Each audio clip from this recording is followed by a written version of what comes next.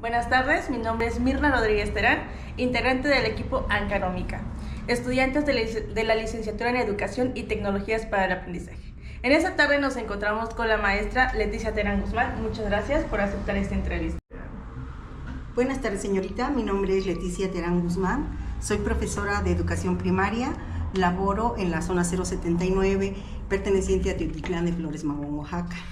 Mi escuela actual ahorita se llama Escuela Primaria Benito Juárez. Es un gusto atenderla y pues estoy para servirla. Muchas gracias y también gracias por permitirnos estos minutos de su tiempo. Y como bien sabemos que la educación es un tema muy amplio, sabemos los conflictos que se enfrentan día a día, no nada más es llegar a la casa, los conflictos son desde la escuela. ¿Usted cómo nos puede relatar algún conflicto que haya tenido, ya sea al inicio de su trabajo, después, durante? Que vino a marcar mi vida como docente.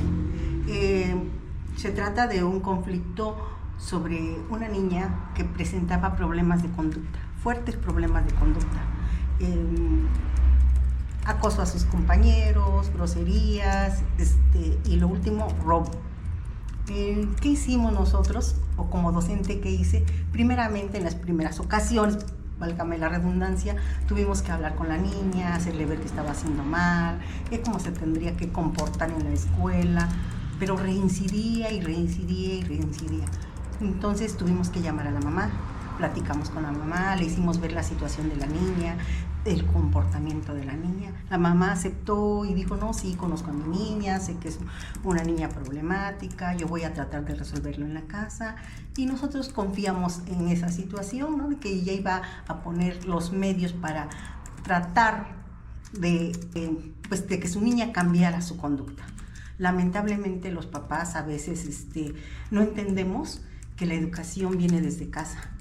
Y cuando nos dicen algo sobre nuestros niños, primeramente lo aceptamos, pero después decimos, no, mi hija no es así. Y eso sucedió con esta señora. Después de eso fue a poner una queja a Derechos Humanos. Llegaron los de Derechos Humanos diciéndonos que estábamos coartando la libertad de la niña y que no aceptaba que la niña fuera de ese tipo de conducta. Entonces yo dije, pero ¿qué vamos a hacer si los niños se están quejando? Tenemos testigos de que la niña causa esos problemas. Bueno, ya se presentó un conflicto, ya no nada más a nivel grupo, que yo atiendo tercer grado, sino ya fue a nivel escuela, porque no nada más es una niña, tiene varias niñas en diferentes grupos, son 4 niñas las que tiene la señora. Empezamos a analizar la situación.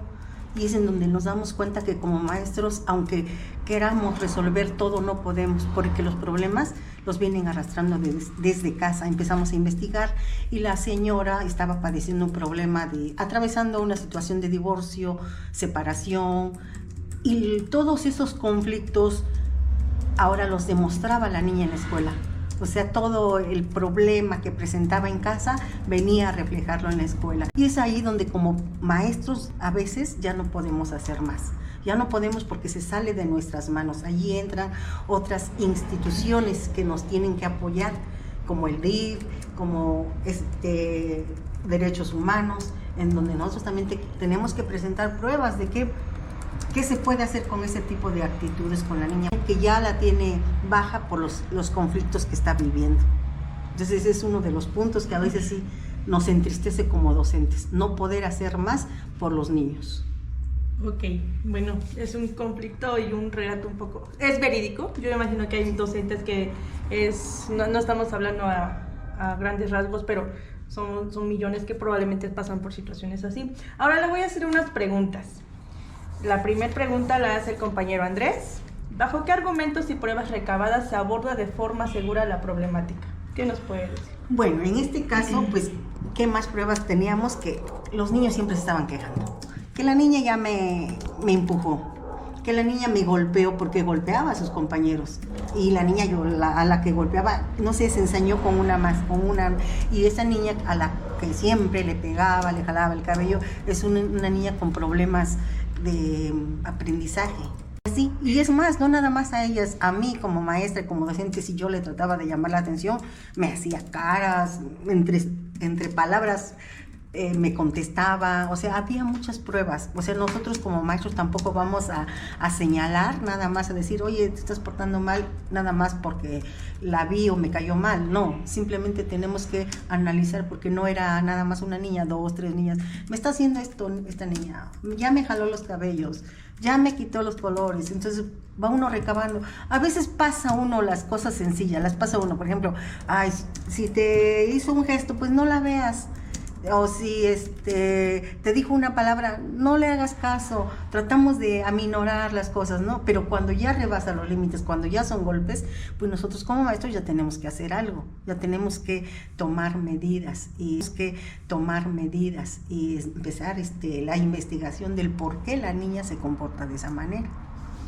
Ok, atendiendo esta misma pregunta, otra pregunta de la compañera Carla. ¿Ha considerado que este problema marcó un antes y un después de su vida docente en el momento en el que llega esta mamá con su abogado? ¿A usted qué le ocasionó? ¿Qué es lo que pasa por su mente en ese instante? Sabiendo que pues muchos años ha trabajado con niños y me imagino que en ningún momento ha tenido algún caso así. ¿Qué es lo que pasó por su mente y qué es lo que le marcó en ese momento o ahorita? Mire, la verdad, como docentes sí nos entristecemos, bueno, al menos a mí sí me causó como tristeza y también un poco de coraje, porque como docentes lo que tratamos es de trabajar con nuestros alumnos dando lo mejor de sí. Al menos en mis 39 años de servicio que tengo, yo nunca había tenido un conflicto de estos, porque me considero hasta ahorita una buena maestra, tratando de ayudar, de apoyar a los niños, de entenderlos, de hacerles ver cómo tienen que comportarse en la escuela, a qué vamos a la escuela, juego con ellos, los abrazo, los apapacho, a veces los consiento. Y entonces como que yo siento que la señora cuando llegó a reclamarme, porque me llegó a reclamar, y el de derechos humanos a decirme, es que le está coartando la libertad de la niña a la educación. Y yo digo, no, yo en ningún momento le estoy diciendo a la niña que no venga. No, yo aquí la voy a tener, aquí es recibida y todo. Simplemente se le llamó a la mamá para que ella pusiera, más que nada, medidas o reglas en su casa y la niña entendiera cómo se tiene que comportar. Pero entonces sí, como maestro nos afecta, porque dice, bueno, ¿qué no estoy haciendo bien mi papel? Mejor ya me voy, o no sé, como que sí nos afecta un poco como docentes, no poder hacer lo que tenemos que hacer. Pienso que a algunos docentes a lo mejor no les preocupa, pero a mí sí me preocupa porque yo veía que yo no maltrataba a la niña, nunca la maltraté, le llamaba la atención, oye, no hagas esto, por favor, ya deja de golpear a tu compañera, ¿por qué lo hiciste? Yo hasta hablo bonito con ella, por favor, hija, no hagas esto, lo otro, y que de repente te lleguen con que estás haciendo eso, como que sí te afecta emocionalmente y dices, bueno, ¿qué tengo que hacer para mejorar, ¿no? Y en un momento llegué a pensar, mejor ya es el momento de retirarme, a lo mejor ya no estoy haciendo bien mi papel, pero después analizando con mis compañeros, con mis alumnos, dije, no me tiene que marcar totalmente, tengo que aprender a superarlo y enfrentarlo y tratar de resolverlo. Ok, va, muy interesante punto. Vamos con otra pregunta. Esta pregunta la hace la compañera Catalina. ¿Cree que el equipo docente puede ayudar a resolver los conflictos en el aula si adopta medidas conjuntas durante el curso? ¿Usted cree que sí? Totalmente de acuerdo. Para que una escuela funcione bien, tiene que haber un buen colectivo.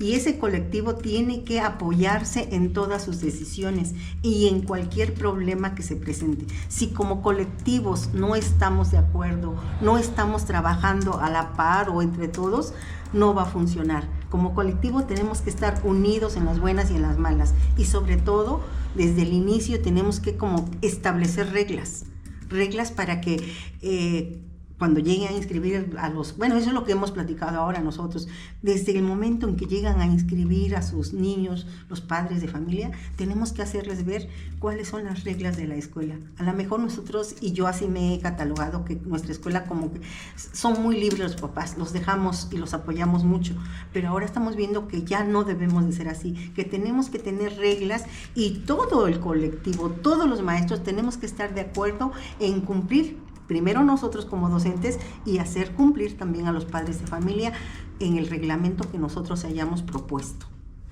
Habla mucho del cumplimiento y creo que ese es uno de la ética profesional de la docencia, el respeto de de nosotros como docentes a los padres y el cumplimiento, ¿no? La responsabilidad que tienen, porque no nada más, yo me imagino que no nada más son 10, 15 niños durante sus 39 años, yo creo que más de 300 niños, sí, me imagino cuántos hijos no deben tener.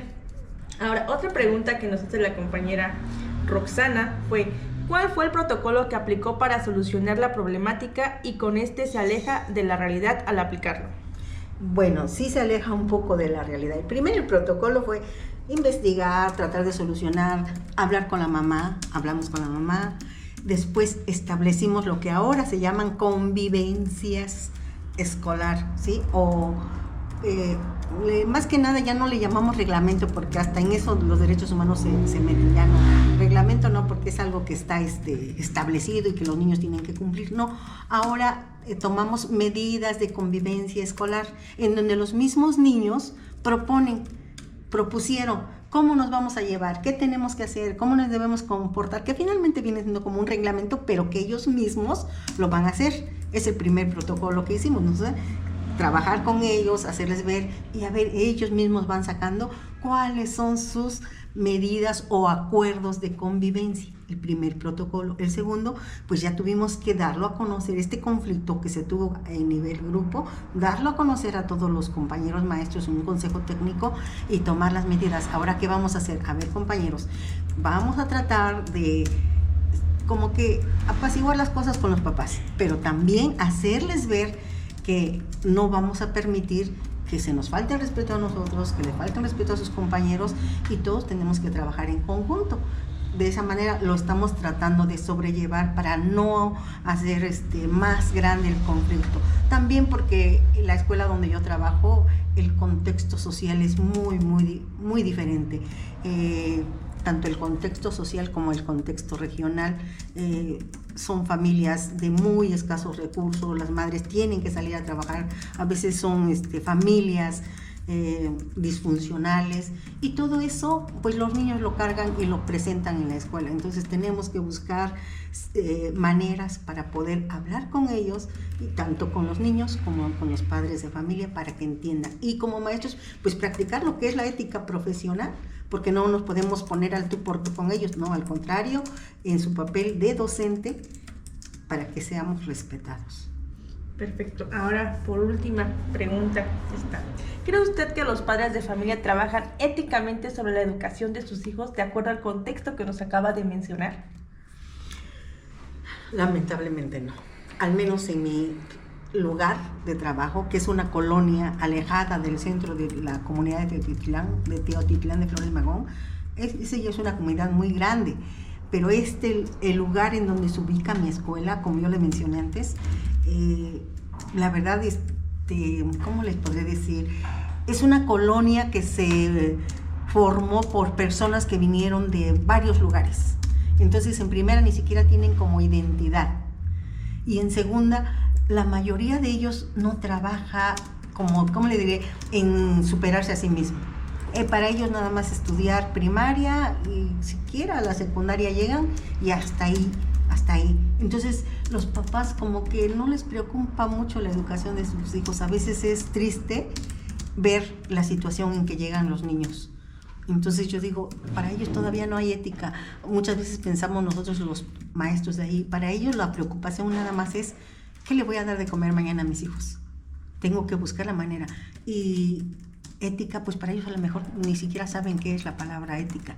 Simplemente están sobrellevando y manteniendo a flote a sus familias, porque hay familias muy disfuncionales. Entonces ellos lo único que hacen es mandarlos a la escuela y no les preocupa más. Hay el maestro que se las arregle, a veces sin cuadernos, sin lápiz, sin nada. Simplemente a lo mejor ahí me los van a cuidar mientras yo tengo que ir a trabajar para llevarles de comer. Así es la situación. Lamentablemente esa es la situación de muchos lugares, no nada más la mía. Yo sé que si entrevistáramos a más maestros, nos vamos a dar cuenta que nos enfrentamos a conflictos sociales muy grandes, que nosotros ya no podemos resolver. Entonces los pobres papás a veces nos ponemos en su papel, porque nosotros al menos tenemos algo fijo, un ingreso económico que ya, pero ellos no, al día van. Hoy precisamente le comento, estaba entrevistando a mis alumnos y hoy me comenta una niña, le digo, ¿faltas mucho a la escuela? Y me dice, sí. Le pregunto, ¿por qué? Porque a veces no tengo que llevar que comer. Y es triste escuchar eso de parte de una niña de 3er grado. Entonces, por eso no viene, sí, porque mi mamá me dice, es que hoy no hay de comer, ¿qué vas a llevar a la escuela? Mejor quédate aquí y aquí comemos, aunque sea frijolitos.